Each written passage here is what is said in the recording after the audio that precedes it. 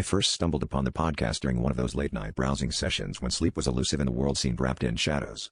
The title was innocuous enough, Whispers from the Dark, and the host's voice was soothing, a gentle lullaby that seemed to understand the solitude of the night. But it wasn't long before a strange sense of familiarity crept in. The stories, initially gripping in their own right, began to echo my life in unsettling ways, recounting events that had just happened to me or were about to unfold. It was as if I was living within the script of a story yet to be told, and each episode pulled me deeper into its chilling embrace.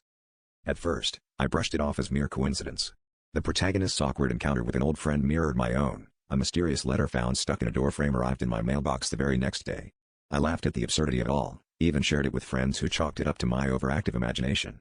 But when the podcast described a scene where the main character's phone buzzed with a message from an unknown number, and my phone vibrated at the exact moment, my laughter quickly died in my throat. The message was a simple hello. It was like the podcast was calling out to me directly, urging me to listen, to piece together the clues it scattered. As the episodes progressed, so did the strange occurrences in my life.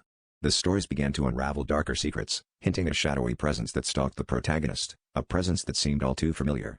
I started noticing things out of place in my apartment, subtle shifts that were barely perceptible yet undeniably real.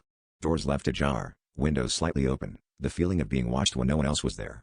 Each episode now felt like a race against time, a desperate attempt to stay one step ahead of whatever was lurking in the shadows, closing in with every whispered word from the host.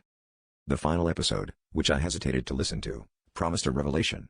As I pressed play, the host's voice, now eerily intimate, spoke directly to me, revealing a truth I had refused to see. The stories weren't just reflections of my life, they were a premonition, a guide to a reality I was too terrified to face. The dark truth was that the podcast was not merely entertainment, it was a warning that the person behind the stories was closer than I ever imagined. And as the last words faded into silence, the creak of a floorboard behind me confirmed the cold truth: I was no longer alone.